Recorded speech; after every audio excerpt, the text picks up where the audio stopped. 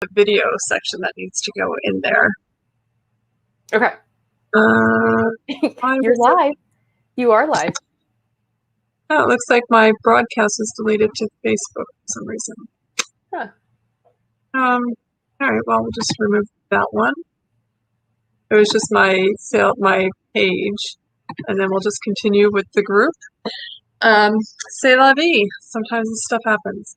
All right, everybody. Hi, I'm Catie Harris, owner and CEO of Nursepreneurs, and I'm here with... I'm Jill Weberding, and I'm CEO and founder of Nurse Assure. So we're very excited to have you here today. So Jill, what is our topic for InnerGame? Oh, this is a good one today. This is the inability to own your accomplishments, right? Like you can see, you can praise everybody else all day long, but the minute someone starts praising you, you start to cringe a little bit. You get uncomfortable in your skin. So why is that? Let's talk about that. Yeah, that's fine. And I'll give you an example, Jill. So this happened to me when I was in a program once. I was one of the exercises we had to do was sit in a circle, and I was the first one in the middle of the circle, and there were like 4 people in my circle, and we had just met and stuff. And their job for 1 minute was to say something nice about me for 1 minute. And by the end of 1 minute, I just wanted to jump up and scream and tell everybody to be quiet. Like it was the most horrible experience I've ever been through in my life. Like to have somebody say something nice about me for 1 minute, like that. Why? There's a lot there. There's a lot there. There's so much there. There's so much there, Catie. Yeah, but it's hard to hear nice things sometimes about yourself, and it's hard to say nice things about yourself. I think it's definitely across the board in nursing. We struggle with this. And I think there's a couple of root causes. So I would love to talk about them. The first one I would ask, is that because when you felt so uncomfortable in that circle, is it because you didn't believe what they were saying was true? Like, is there, something on that you didn't identify with the things that they were saying?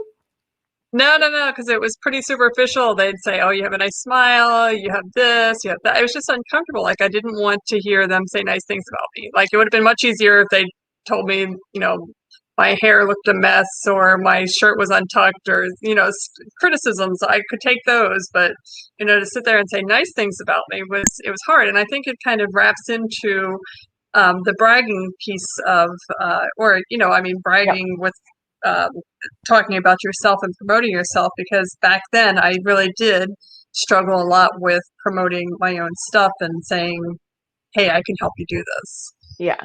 Okay. So that promoting yourself obviously ties right into this topic. So I think there's kind of 2 root causes this is really stemming from. And one is just, it's truly is your identity. Like, how do you identify yourself?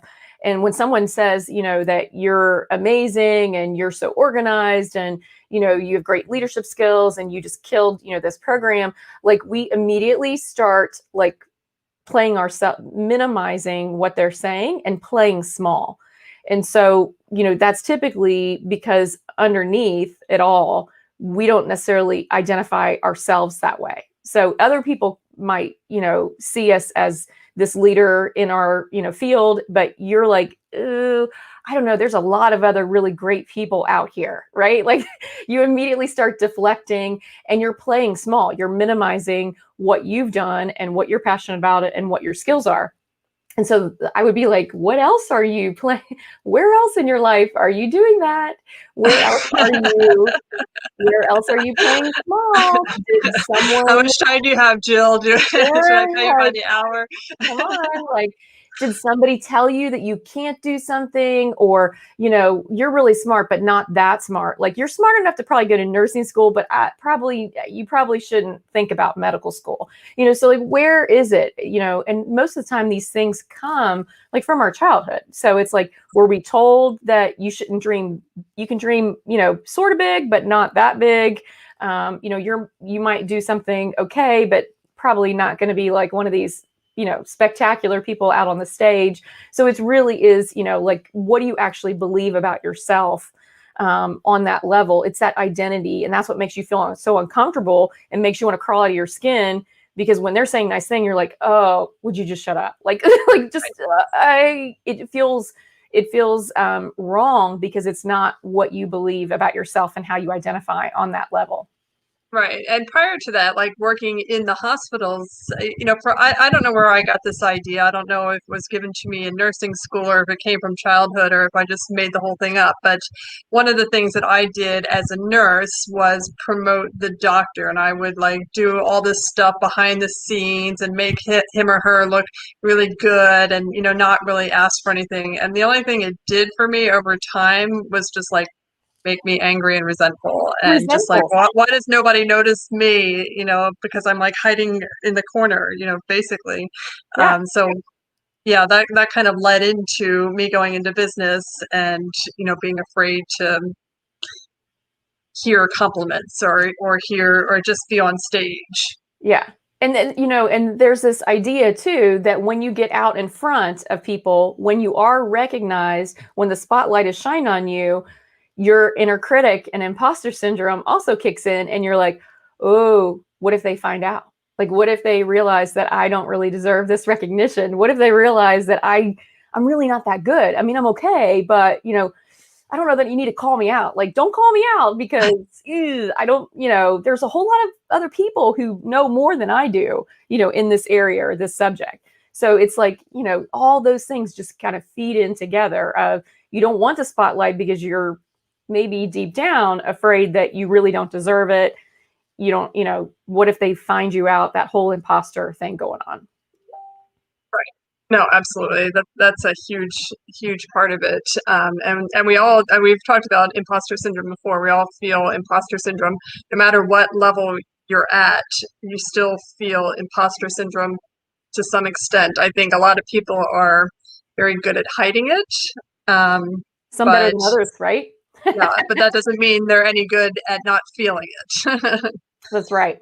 And so, and we, you gave a great example of how in nursing, we, are kind of, we're support, right? We support the doctor. We follow their orders. We, carry out this or that. And it's all, when we talk to patients, it's like, oh, you're in great hands, Dr. So-and-so, blah, blah, blah. But we don't walk in and say, you are in good hands with me today. Like I've got you covered. Like we're always promoting somebody else. And again, I think that's part of like the socialization part of it where, it's kind of like, like the best scenario to me of how to explain this is the whole baby elephant syndrome, right? How baby elephants are trained in captivity, right? You've heard this before, where baby elephants are like, they just have a single rope, tied to a stake in their first, so one leg, that's it. And as they, the rope is so long. So they go out, they try in the beginning to go out. And once they reach their limit, they know, if they try a couple times and, I can't go any further, I'm stuck to the stake. And so as they grow older, they still are just kept by this, they've been conditioned, right? This is your limit. This is the box. Like, don't go out there. You're not going to be able to get past this. Like something's holding you back. This is where you belong, in this box right here.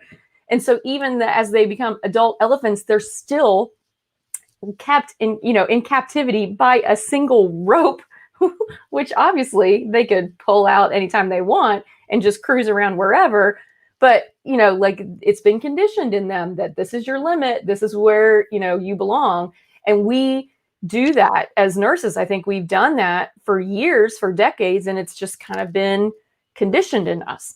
And so it's like, what would happen if some of those adult elephants started pulling the stake out and started walking beyond their limits? And you're watching like, how'd they do that? Like, look, they just pulled it right out. They just kept on going, right? Like, it's just this mass chaos. It would be mass chaos if right? But it would also inspire you, to say, well, hey, right? If you start seeing more people in the spotlight, more nurses, and in general, I think we've done a pretty terrible job of promoting nurses, right? In leadership and in seeing them in the spotlight. We don't shine the light on ourselves, even if it's a fellow nurse. because again, like we're playing small, we're minimizing. But there are nurses across the country who are doing incredible, amazing things. And where's the attention? Like, let's get them out in the spotlight so we can see, that we don't have to stay in this box by the bedside. We don't have to stay in this, these are your limits as a nurse. When you start to see, people go beyond that, that's what's inspiring, right? That encourages you and helps you recognize that you can go beyond that. And that leads me to kind of that question of, so we have a lot of nurses in our masterminds that are afraid to talk about all of the things that they've done. And sometimes it's like pulling teeth, and then you find out that they've done this and this and this, and you're like, oh my Yeah. God, like you're amazing. And, why is it so hard to get it out? And when does it become me being like braggadocious, like, oh my God, I'm so amazing, Yeah. as opposed to here's how I can help you. I mean, I think again, you got to look at what's behind that. Like, were you raised that, oh, bragging's bad. Don't be conceited. Don't be obnoxious. Don't tell. Nobody wants to hear you talk about yourself. If that was ingrained to you as a child, then that's what you identify with. And so then we've all come across people who truly were incredibly obnoxious, talking about themselves and boasting. And so we like have this negative connotation with it. And so you're like, oh, that was like, I know people like that. They are awful. Everybody rolls their eyes. So my question is, so if you suddenly like got called up to the stage and recognized, would you come off as being really obnoxious? I mean, that's not, if it's not your personality and that's not how you would act and behave normally, the minute that you're just called to the front of the room, you're not going to suddenly turn into this big, obnoxious, like, person, right? Right. Hopefully. No, I agree. Because it would feel unnatural, but so I think there's that line though where, and I'll tell you, when I first started the business, like I was creating this website and was refusing to put any pictures of myself because I thought, well, nurses don't do that. And I had all these what nurses do and don't do, and a nurse who would put a picture on her website is like, I mean, that's just really obnoxious. Like, what kind of nurse does that, right? So I had this like an idea that was set, and I had to go back and question that at some point. Like, well, why wouldn't a nurse put a picture of herself on the website like that? Why wouldn't you do that? That makes sense, right? Yeah. Like, that's the thing to do so people know who you are and they can get to know you and like you and learn from you. Yeah. I mean, it's again, you're right. You have to go back to those stories and you have to pay attention to them because, most of the time now, if you are on a website, you want to see who's behind it, right? Like, is this even a real person? Like, you want connection, and that's what people want. They want to know, like, and trust you. And how can they do that if they can't even see your face and, hear a little bit about you on your about page? And it doesn't mean that you're like, bragging and being obnoxious. You're simply telling them, hey, this is my experience.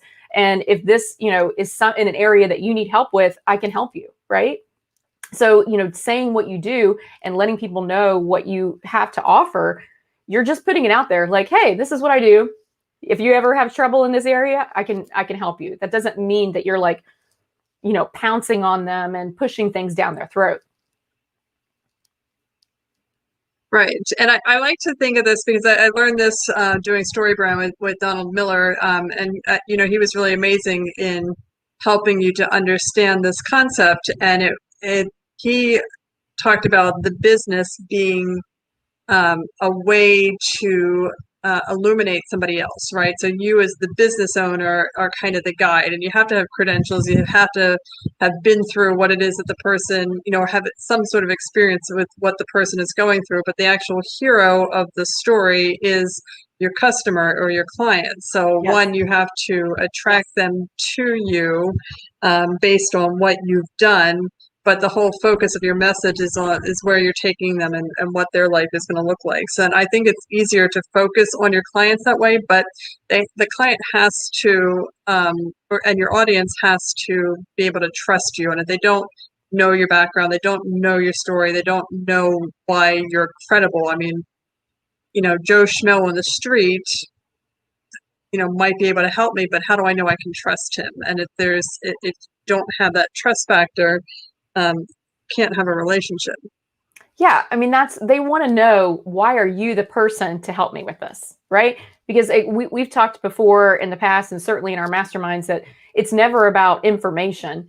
It's always about connection and what you're bringing to the table, and that's coming from your unique perspective, your unique experience, your twist on whatever it is that you're doing, because you're likely not creating the wheel here. You're doing something in a niche, and you have a new take or a new spin that's still solving a gap in the problem, and you're going to attract the people who connect with you. And there's no way to connect if you don't put yourself out there and give them a little bit of information about what you've done. Here's why I can talk about cancer, because I've been a cancer nurse for 20 plus years, and blah blah blah, right? They need to know that you're reliable and trustworthy. And that's a huge benefit that we have as nurses. So let's talk about for a second. Recently we had one of our nurses in the group who just went #1 Amazon best-selling book, and she didn't really want to tell anybody Yeah. about it. So where's the line there between I guess showcasing your book to everybody and letting them know versus, oh, she's just a bragger? Yeah, I think it's coming from the place, and this is where you kind of said it. It's really not about you; it's about who you're serving. And so for that person in particular, it's about getting help to her audience. And like she wrote a book that is basically, and I think can we go into a little detail? Yeah. Let's do it. um, she wrote a book about the caregiver's guide to dementia, and it was like, this is a huge area that, I mean, there is so much stress, there is so much emotion, there are so many logistical questions, and a lot of people run from this topic, right? It's uncomfortable, like, ugh, I don't know what to say about that, like, I know that's really hard. It's like you feel for them, but you don't know how to help them, right? And so, because of her experience, she knows exactly how to walk these caregivers through, the experience, and talks about the support and the emotion. So it's like, it's a gift, okay? I've given it, like, I have like shouted from the rooftops that this is like the best thing. And so it's different, that it's not coming from her. It's really just about getting your message out to help. Excuse me. So I would say, if I'm putting that out there, be like, I am so honored, to have made this list. Goes to show how many people are struggling with this issue. If you know someone who this could help, please share it, right? Because it's not about you. It's about getting what your message, your help, to those people who are struggling. And the more you can help, like, that's what it's about, right? It's the impact factor. So I think when you come at it from that way, it's not like, look at me, I'm the best seller. That feels different than saying, I'm so honored to, have made this list, and it shows how many people are struggling with this. If someone, like, you're just connecting them with a resource, right? And that feels very different than, look at me. Right. And Right? to add to that as well, because she never talks about this either, but because of her book and because of her work with caregivers in dementia, she, I'm sorry, I'm hearing some feedback. So she was invited to do an interview with Maria Shriver's group, right? So, and there's a very powerful association that comes with, or a powerful connection, or credibility factor that comes with associating with people like Maria Shriver. Like, that Yeah. puts her on the map, right? That Hello. differentiates her. That's like a USP.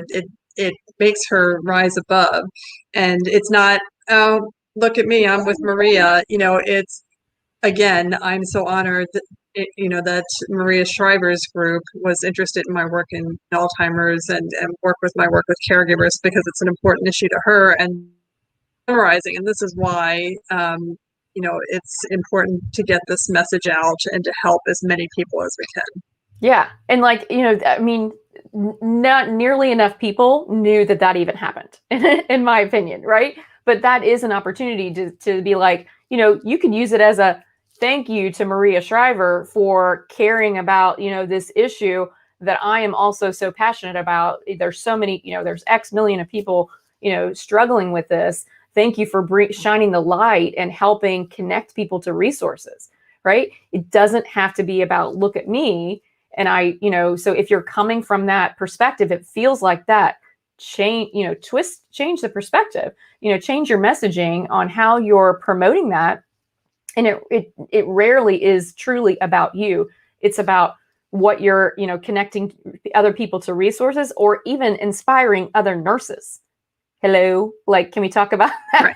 Like inspiring other nurses to, hey, like, look at this. Like, here's this nurse. She wrote a book about it. Like, she's been, working for years in this field. I've been working in my field for years. I probably have enough knowledge to write a book about it too, right? It's just inspiring Yeah. other people to, again, get out of this box, these self, limiting beliefs that we have of what our place is and what our role is at the bedside, and pushing those boundaries of the profession. That's, so again, to you, I would say, you've been given a gift, whether it's your time, your talent, your compassion, whatever it is, your drive and your purpose, to share, like, it's obligatory. Okay. Stop hiding it. Right. Is what I want to shout to people. You should feel obligated to get it out there, to let more people who are struggling know that you can help them. And two, to also inspire other nurses to see what's possible in the nursing profession. We have so many nurses right now who are burnt out of bedside. And we're like, all the time, we're answering this question in Nursepreneurs in the group is like, it's a buffet right before you. Like, here's all your choices in nursing. Like, what do you want? What are you going to choose? What are you interested in? To think that you have to go outside of nursing because you don't want to work 12-hour shifts, inpatient on a unit, is like, it's crazy. There's so many opportunities. But I think we need to continue to promote those non-traditional roles. And when we do have nurses, hit these recognitions, we make sure that we acknowledge them and get them out there. Right. Yeah. I mean, from like, I think a good way to promote that and to let people know about it is, one, I would put it on my website. I would put that in an email sequence. So like when people come to her website, maybe they download a free chapter of her book or something, she puts in there like her email sequence, how, Maria's team interviewed her because of this, and this is the things that they picked out. So I think you can do it with flair and style, and just inform people, to build up that credibility. And the whole point behind building up the credibility is to get them to trust you, and the more kind of credibility factors you have, the more you let them know, the easier it will be for them to trust you and to allow you to help them, because you have to earn that status, and you can't earn that status by being cold, aloof, and closed. Yeah. I mean, how is anyone, you can put up the prettiest website, you can have the most amazing program, and you will impact zero if no one knows that you exist. If no one knows what you're doing. And how can anybody know what you're doing unless you start getting it out there and, telling people, whether it's through, building an audience, going on YouTube, doing videos or doing podcasts, and really owning what you're doing and give that purpose behind it. Again, connecting with, it's not about you, you're just the vehicle, right? So that's what you're messaging. That's how it doesn't feel braggy. When you do it right and you keep the audience and who you're trying to serve at the forefront, and you just connect. I had an amazing interview today with so-and-so on this podcast. I thank them again for putting their time and energy to bringing this issue to light. I'm super passionate about it. And here's, blah, blah, blah. Like, there's just a way to build that credibility into your story, and it not be about, here's my resume list. Like, look at all the accomplishments I've done. Right. Yeah, we see that a lot on doctor websites. If you go to any university and you're looking for a physician, they'll have like all of these articles that they've written, and I can't even pronounce half the words in the art. I don't even know what they're about, and they look very impressive. But the Means funny nothing. thing was, yeah, they mean nothing. Um, and that does feel a little like, because I don't know how they relate to me. And I think that's kind of the key. It's not. And it looks like somebody's asking about. Okay, go ahead. It's not building connection, right? Like, I mean, when you just list like all your research articles, like that might mean that you're a fantastic researcher and you're really good with data, but I still don't know if you could actually teach anybody in a way that they would understand what to do of how to solve this problem. So, again, Right. we've talked about, all those issues about stop hoarding credentials, stop getting more degrees. That's not what it's about. You don't have to have you don't have to be a doctor. You don't have to have, 8 million alphabet soup behind your name. You just need to be able to help people solve a problem in a way that you Yeah. connect with them. Yeah. And so there was a question about, thoughts on a media page on your website versus a slider plugin. I mean, either of them can work. If you have a lot of media, I would put a media page on there because a slider would become overwhelming. But if you just want people to know kind of what has recently happened, I don't know. I think you could just kind of sprinkle it into the website. So, like, let's say for Gail's website in particular, she could have a testimonial from Maria's team, and just or post a snippet of the interview on the website, and then people will be able to see it, and Yeah. then she doesn't really have to say anything about it. She's and the media gets seen. But yeah, a separate media page, I think if you do have multiple things that you've been mentioned in, and podcasts and TV shows that you've been on, then a media page is definitely warranted. Yeah. And I like the idea of a media page, like you said, once you've built up that much, to say, but I still would want something on the, media page is not the most visited page, even if you Mm. have, right? It's the home and about page, right? So I would still want an as seen on, or, like a little slider that's going across that shows some of your, like you said, if you just want to highlight some of your most recent, but that's what immediately, builds the credibility. And they're like, oh, hey, I'm going to keep scrolling. Like, this girl might this girl, this guy, this person's for real. And I think a link to a snippet or of that interview would be perfect, and I would absolutely have Yeah, that on one of those two main pages that people visit.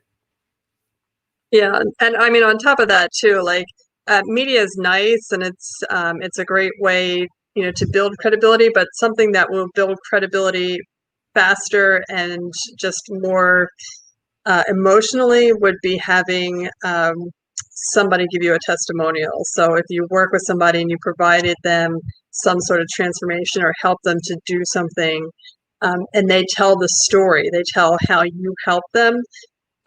A story from, again, Joe Schmo saying you help them is 1,000 times more powerful than Tony Robbins saying, yeah, you're great. Yeah. Like, so, I mean, just being so that those associations are nice, but the testimonials, and that's a perfect way, Jill, honestly, to get all your bragging done for you, is just to let other people say it and put that on your website. Then you don't have to say anything. Then you never have to brag. You just say, somebody says, what do you do? And you You just go. give them, well, here, just watch a couple of testimonials and you'll see exactly what it is that I do. And then people sing your praises, and, um, you know, that's all you need. But the key there is you have to be willing to ask for it, right? And if you're somebody who is coming from the space of, I don't like to hear people, say nice things about me, and I don't want them to think that I'm trying to like manipulate them. If I ask them for a testimonial, now they're going to feel obligated to say something nice. And I don't know if they really would have said, like, we're off to the races in like InnerGame of, so you have to come from a space of, again, why would I be asking for a testimonial? I'm glad that what I did helped you out, and there's probably a lot of other people like you who this may help. Would you be willing to, just speak to your experience in the course or with my program, or, with me coaching or whatever it is, and help me, get the word out to people who might be struggling like you were. So like, it's different. You have to still come from that space. You have to be willing to ask for the testimonial. And it is all about framing, how you're framing it in your mind. Absolutely. All right, Jill. I mean, I think this is a really good topic, and I think we could probably talk a lot more about this from even different angles. And I think it's an important topic to talk about because we want to highlight nurses. We want to showcase what nurses are doing. We want to help nurses help each other and lift us all up together because oh my God, I mean, nurses are amazing and there's so many stories to tell. It's a little overwhelming. Yeah, I'm pretty much like, I'm at the point now where I am done with the low bar. I am so done with the thinking that nursing is just in this box and that it's just bedside. We are so beyond the bedside. And the more that we, nurses in the, speak to that individually, as well as really shine the light and, on what we're doing that is outside of the box, maybe outside of those limitations. So recognizing those accomplishments, again, framing it in the right way, promoting other nurses who are doing the same thing, like that will elevate the entire profession of nursing. Okay. I think it's a must. We have like now more than ever, talk about Year of the Nurse. Like we have to start like really shining the light on what the potential and impact is that nurses make. And it's well beyond the bedside. Absolutely. All right, Jill. Well, we have lots to talk about in the weeks coming. So I will see you same place next week, and we'll see all of you at the same time next week. All right. Thanks, Catie.